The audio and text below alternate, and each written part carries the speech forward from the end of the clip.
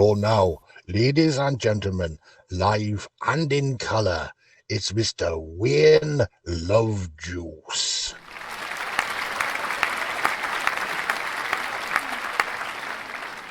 The other day I produced a Louis, had a chat with an interesting chappie who said that the YouTube algorithms really aren't that happy. If a channel only broadcasts once a week, so we decided we could text ya whenever we've got a piece of news in our new book on the track extra.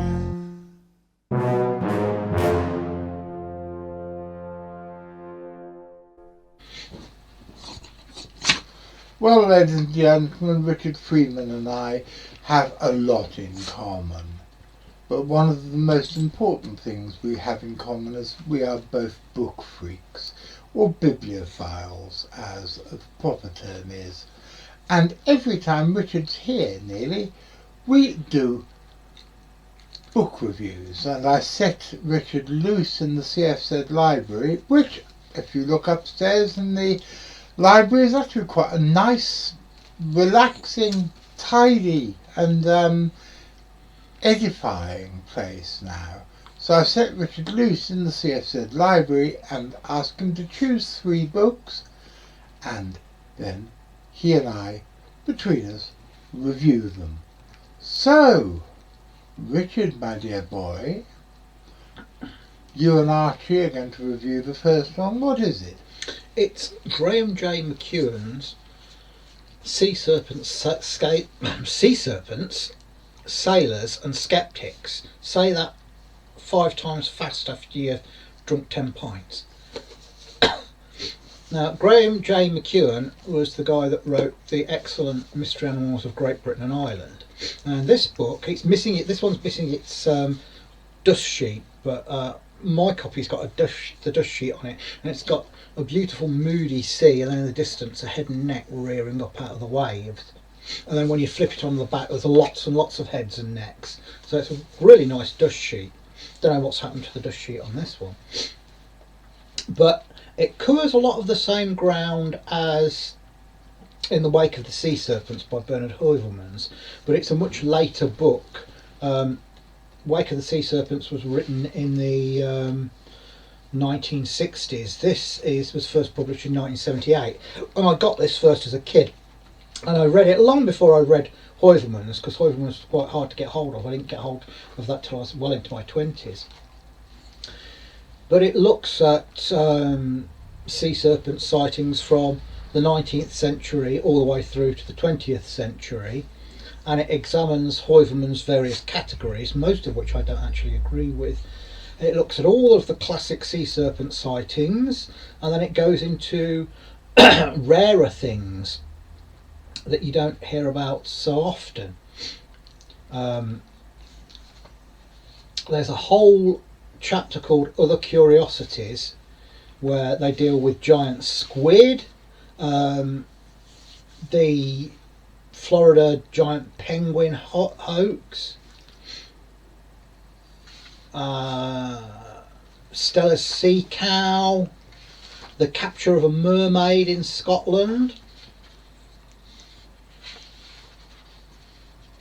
It's a really, really good book, and if you can imagine a condensed, updated version of Heuvelmans in the Wake of the Sea Serpents, you'll get a good idea of what it's all about.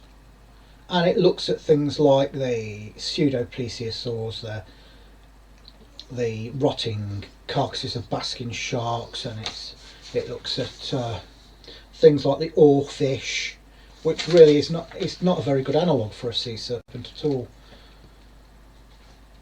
But all the classic sightings are in here, well, up until the 70s as well, and various theories as to what they are. And it's a great little book. It's long out of print, but you can pick it up on eBay and A-Books and things like that. Have you read this one, John? Yes, it's a great book. Going back to what you were saying about oarfish, They're an even worse analogue for sea serpents than we thought back in the day, because now we know that living oarfish swim horizontally. Yes, they do. And when they come to the surface, they're usually ill or dying. Also, they flex from side to side rather than up and down like sea serpents. They're a silvery colour. They're sort of ribbon-like in cross-section like that, not bulky and rounded like sea serpents are supposed to be. And they're this silvery colour, and they've got the red crest on their head, and there are virtually no sightings of silver sea serpents with red crests on their heads. So when mainstream zoologists and biologists say that the oarfish is behind the legend of the sea serpent, they're talking utter bollocks.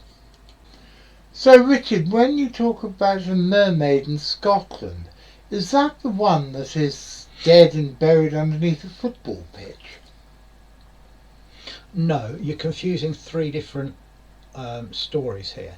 There was a story on one of the Scottish islands about a mermaid being seen in a rock pool, and some kids threw rocks at it, and then it washed up a day or so later dead, and they buried it under in an actual grave in a Christian churchyard. But that's not in this book. The one in this book is off the coast of the island of Yell in 1833, where some fishermen caught this creature on a hook that they thought was a mermaid, and the description of it is being about 3 feet long and very much looking more like the Japanese Naingo, which is nothing like the European mermaid, not like the beautiful mermaid of European lore. It's sort of ugly and ape-like, and the Fiji mermaid was actually a representation of the Naingo, which was originally built in Japan. And the whole story about it being coming from Fiji is nonsense. The Fiji mermaid and its ilk originated in Japan, and these things are kept in temples sometimes, these figurines. This thing, apparently they studied it for an hour before letting it go again into the sea because it was bad luck to kill a mermaid. Now, the thing that's buried under the football pitch is the Goric sea serpent. That was in World War II in the town of Goric, which is in the mainland Scotland, where this dead sea serpent washed up. Now, most dead sea serpents turn out to be decomposing basking sharks, but the guy that examined this said it had jaws and teeth as long as his finger in the jaws, which is not a description of a basking shark. And in its stomach was, I think it was part of a sailor's jerkin and part of a tablecloth, bizarrely. But this was buried under a school football pitch. They buried it, and what is now on top of it is a school football pitch, and they know exactly where it is. So I'd always wanted to get Time Team or someone to go there, dig up this football pitch and see what's under it. I've always thought it would be massively funny, considering how much I hated sports and games when I was at school. So did I. I thought the idea of us going there with a government permit to totally desecrate their football pitch would be probably the best thing the CFZ ever did. I hate football. I hate it. It's tedious proletarian nonsense, and the amount of money professional footballers get paid is obscene. Yeah, I'd love to dig that football field up, because, yeah, to hell with football, and we're doing it in the name of cryptozoology, which is much more important. You mentioned briefly the story of the giant penguin. Can you remind us all? Yes, now in Florida there were these tracks found, these big 3-toed tracks, and they were found along long stretches of remote beaches in Florida. And at the same time there were some vague reports of some grey bipedal animal being seen lumbering through the swamps. But the sightings were very undetailed. Now, Ivan T. Sanderson saw these footprints, put 2 and 2 together and made 400 billion because on the strength of these footprints and some vague reports of something standing on two legs, some grey lumbering something, he came up with a theory that this was a giant 15-foot tall undiscovered species of penguin. And these giant penguins that sound like something out of a Toho Studios movie lived on some uncharted island somewhere, and this one had swam away from the colony and ended up in Florida. What it really was a guy had seen some fossilised dinosaur footprints, and he'd made his own, cast his own dinosaur footprints out of metal. I think it was lead, and he'd made them into boots just to emulate the tracks, and he strapped them on and he'd walk making these dinosaur-like tracks. And you know, he came forward and he's still got the dinosaur boots he made, and the whole giant penguin thing is based on a guy wearing dinosaur foot shaped boots and plodding along a beach for miles in Florida. Don't I remember that some pilot in a small aircraft saw allegedly the giant penguin out to sea? Or am I dreaming that? Something was seen, no, you're right, something was seen from an aeroplane that was surrounded by foam, and it was a large pale thing with fins thrashing about in the water. That could have been anything. It sounds like some sort of whale. There's no need to make it into an undiscovered 15-foot tall penguin. So Richard, all in all, this book, yes, no, maybe? Oh, very definite yes. It's a great one. If you can get hold of a copy of it, it's brilliant. It takes a fraction of the time to read than In the Wake of the Sea Serpents.